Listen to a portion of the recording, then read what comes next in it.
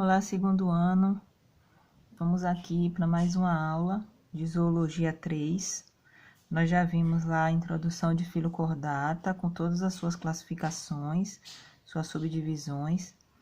Na semana passada, eu apresentei para vocês um vídeo sobre o grupo de peixes, os osteíctes e os condrictes, que são os peixes ósseos e cartilaginosos. Hoje nós vamos ver os anfíbios. Na sequência aí das próximas semanas, nós vamos ver répteis, aves e finalizaremos aí com os mamíferos. Vamos caracterizar aqui os anfíbios. Os anfíbios compreendem aquele grupo de animais que tem a vida dupla, porque eles já conseguiram habitar o ambiente terrestre, mas eles ainda são dependentes da água para se reproduzir, porque os seus ovos ainda são gelatinosos, não apresentam uma casca rígida, como é o caso dos répteis, para que eles possam ser considerados vertebrados que conquistaram aí totalmente o ambiente terrestre. A gente só vai ver lá em répteis que foram eles que conseguiram conquistar totalmente por conta de algumas características que mais lá na frente nós vamos conhecer. Então, os anfíbios, eles são capazes de respirar e se locomover fora da água, mas eles ainda dependem dela para a reprodução. A gente vai ver o amplexo e os ovos dos anfíbios, que são gelatinosos, por conta disso, eles ainda precisam desse ambiente úmido, certo? Bora lá. Eu coloquei para vocês aqui a imagem do caderno de atividades. Então, quem estiver assistindo esse vídeo, é interessante que pegue o caderno de atividade, acompanhe e faça as anotações necessárias aí, caso ache pertinente. São capazes de respirar e se locomover fora da água, mas dependem da água para se reproduzir. Então, é errado a gente dizer que os anfíbios, eles conquistam totalmente o ambiente terrestre. Eles ainda têm essa dependência da água para a reprodução. Além de realizar o amplexo, ocorre a deposição aí de ovos, a gente vai ver lá em reprodução que os anfíbios, eles não têm órgão copulador, então a fecundação é externa, mas existem alguns animais representantes dos anfíbios, como é o caso das salamandras, que ela tem a fecundação interna, mas lá na frente a gente vai ver isso. São ectotérmicos, nós vimos isso em peixes também. Os peixes, eles são ectotérmicos, ou seja, eles dependem da temperatura do ambiente para manter a temperatura interna. Eles não são como os mamíferos, que têm a temperatura interna constante, independente da temperatura que esteja fazendo no ambiente externo. Então, os anfíbios, eles são ectotérmicos, eles não têm a temperatura do corpo constante, a temperatura é variável e essa variação aí é de acordo com o ambiente, certo? Apresentam digestão completa. Essa digestão completa é porque tem a boca, o sistema digestório com a absorção dos nutrientes lá no intestino, e a liberação dos resíduos acontece pela cloaca. A gente viu isso em peixes cartilaginosos. Os peixes cartilaginosos, eles não têm ânus, eles têm cloaca, que é uma abertura com função tanto reprodutiva quanto função excretora. A respiração é principalmente cutânea nos adultos e branquial nas larvas. Essa respiração dos anfíbios, 70% dela é tegumentar, é cutânea, é realizada pela pele. Então, 70% das trocas gasosas acontece pela pele e apenas 30% acontece pelos pulmões. Os pulmões ainda são pouco desenvolvidos, são pulmões primitivos, então não tem muita eficiência. No caso das larvas, que é os girinos, né, no caso dos anuros, essa respiração, essa troca gasosa vai acontecer por brânquias. Os anfíbios, eles têm a pele úmida, vascularizada, para possibilitar aí esse processo de troca gasosa. Então, por conta dessa característica, eles são indicadores ambientais, não só porque eles são sensíveis à poluição, mas porque também eles têm uma alimentação muito característica. Quando eles estão adultos, eles se alimentam de insetos e isso faz o controle, essa prática acaba fazendo o controle aí desses animais, participando das cadeias e teias alimentares. Seguindo aí para o próximo tópico, apresentam circulação dupla, incompleta e fechada, e coração com 2 átrios e um ventrículo. A gente viu em peixes que os peixes, eles só apresentam 2 cavidades, que é um átrio e um ventrículo, não tem mistura de sangue, ou seja, o sangue venoso não se mistura com o sangue arterial. Foi isso? Como a gente viu nos peixes que não ocorre essa mistura de sangue, aqui nos anfíbios, Lá no ventrículo vai ocorrer a mistura do sangue venoso, que é um sangue pobre em oxigênio e rico em dióxido de carbono. Então, lá no ventrículo ocorre a mistura do sangue venoso com o sangue arterial. Aí, esse sangue vai passar 2 vezes pelo coração por conta dessa mistura. Por isso que a circulação dos anfíbios ela é considerada dupla e incompleta. A excreção é realizada por rins mesonéfricos. Esse nome mesonéfricos faz referência à localização dos rins. Eles ficam localizados no meio, que é por onde os anfíbios liberam as suas excretas nitrogenadas, que tem como principal componente aí a ureia. Apresentam um sistema nervoso com região cefálica e nervos. Eles apresentam 10 pares de nervos cranianos e 10 pares de nervos espinais. Têm uma boa visão e as orelhas não apresentam orelhas externas para a captação dos sons.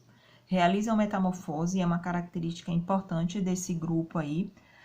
No caso dos anuros, que são os mais conhecidos de vocês, que tem como representante os sapos, as rãs e as pererecas, tem como fase inicial, fase larval aí o girino. Esse girino ele passa por várias etapas de metamorfose.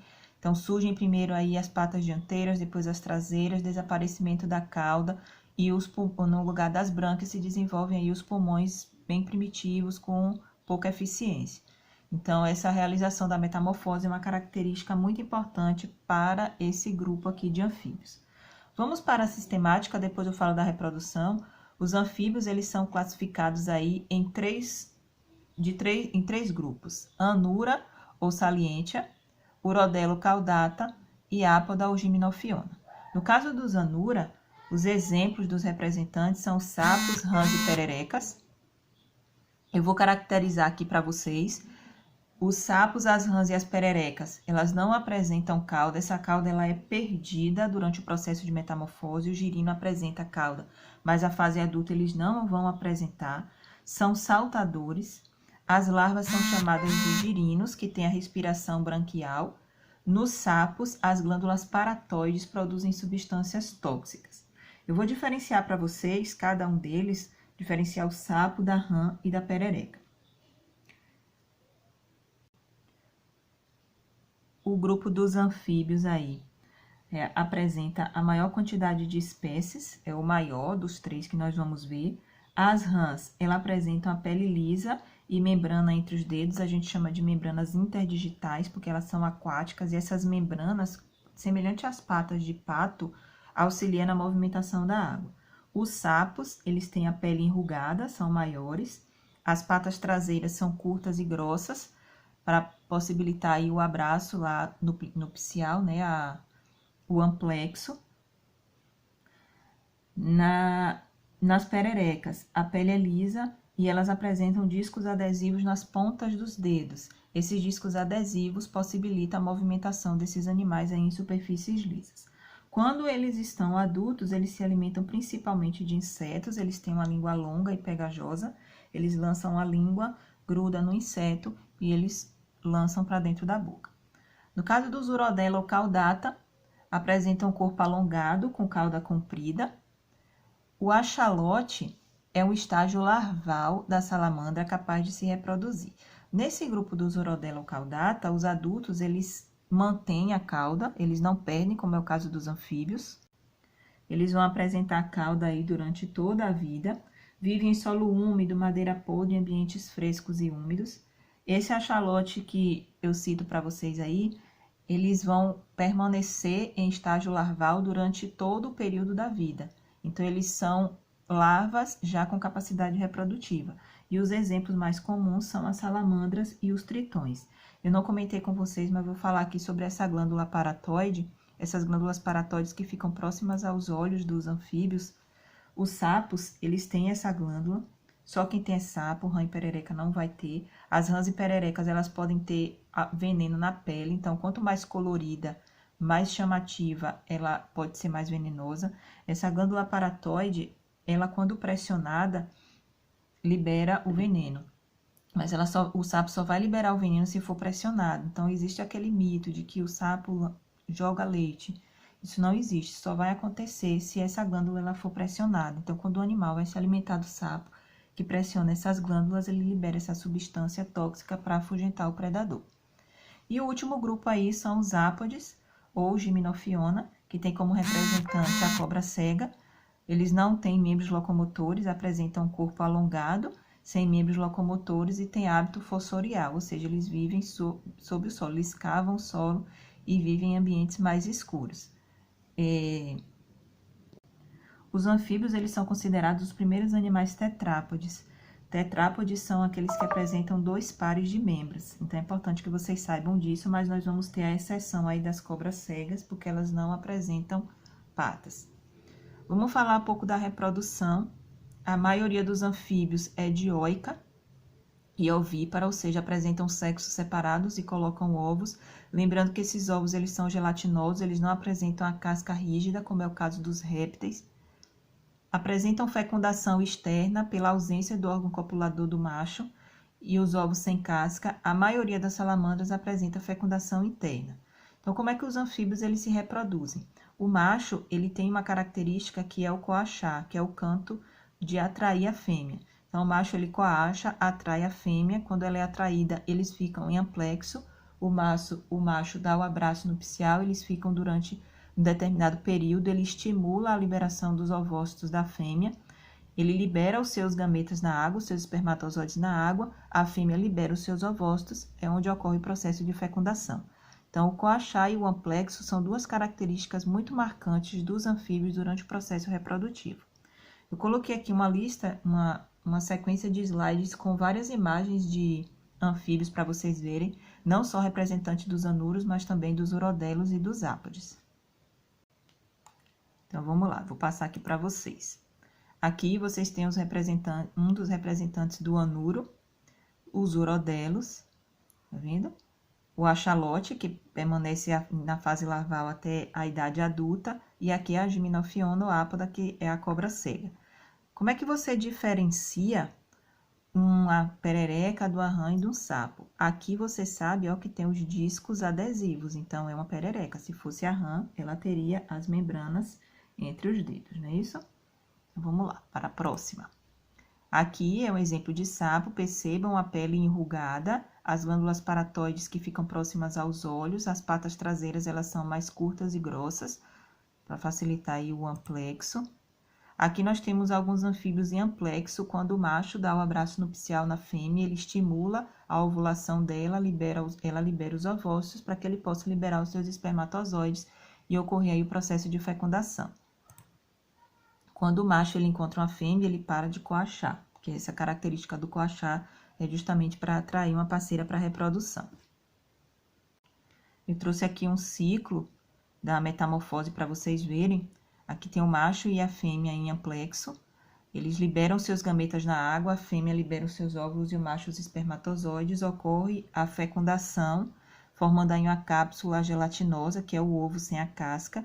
Desse ovo desenvolve-se o embrião até dar origem ao girino, que passa por sucessivas transformações, passa pela metamorfose, para surgirem aí as patas traseiras e dianteiras, desaparece a cauda e desenvolvem-se as brânquias.